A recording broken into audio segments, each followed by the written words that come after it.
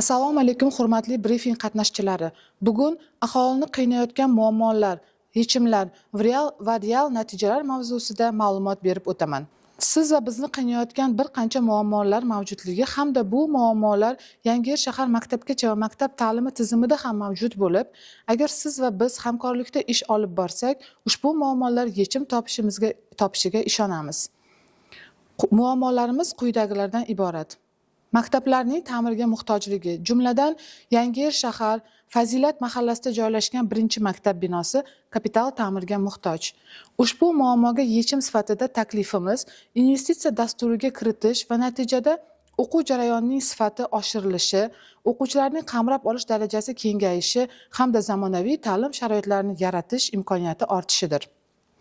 Yana bir muammomiz Yangiyer shahar Bobur mahallasida joylashgan 9-maktabning 90 ga 45 o'lchamdagi sport maydonini foydalanishga yaroqsiz ekanligida. Jismoniy tarbiya darslari va boshqa o'quv mashg'ulotlarida o'quvchilarga turli noqulayliklar tug'dirmoqda. Jumladan maydonning katta qismi tosh bilan qoplangan. Bu o'quvchilarni turli darajada shikastlanishlariga olib kelmoqda. Qolaversa, yog'ingarchilik davrida maydon yaroqsiz holatga kelib qoladi hamda ko'plab ota-onalar tomonidan turli e'tirozlarga sabab bo'lmoqda. Taklifimiz 90 ga 45 o'lchovdagi futbol maydonini o'rniga yangi 60 ga 30 o'lchamdagi usti yopiq sun'iy futbol maydonini qurish va natijada yangi zamonaviy sport maydonini yaratish. Zamonaviy infratuzilma yaratish hamda sport sifatini yaxshilash, shahar maktablari va viloyat darajasidagi futbol sport musobaqalarini tashkil etish, moddiy texnika bazasini yaxshilashga erishiladi. Keyingi muammo maktabgacha ta'lim qamrovini kengaytirish va sifatini oshirish. Mahallalarda xatlov ishlarining yuzaki olib borilishi bolalarni maktabgacha ta'lim bilan qamrab olish darajasi nisbatan pastligicha qolmoqda. Shuningdek, maktabgacha ta'lim tashkilotlarida ta'lim-tarbiya jarayonlarini ko'proq qarab turish xarakteriga ega bo'lib, maktabga tayyorlov darajasi oqsamoqda.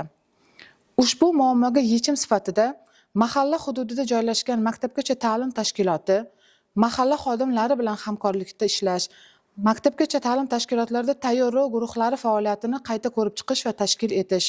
Bundan tashqari, maktabgacha ta'lim tashkilotlariga maktab o'qituvchilarini biriktirish orqali bolalarning maktabga chiqishdagi bo'lgan adaptatsiyasini yanada oshirish maqsadi ko'zda tutilgan. Keyingi muammoimiz inson resurslarini boshqarish bo'yicha. Shahardagi umumta'lim maktablari kadrlar shtatiga o'zgartirishlar kiritish, ya'ni shtat birligi oshirish yoki qo'shimcha shtat birliklarini berish, davlat maktabgacha ta'lim tashkilotlarida ham ushbu lavozimlarni joriy etish taklifi. Bunga yechim sifatida maktabgacha maktab ta'lim vazirligiga hamda moliya vazirligiga taklif xatlarini yuborish. Bundan kutilayotgan asosiy natija ish hajmi to'g'ri taqsimlanishi, vaqtdan yutish hamda unumdorlikka erishishdir.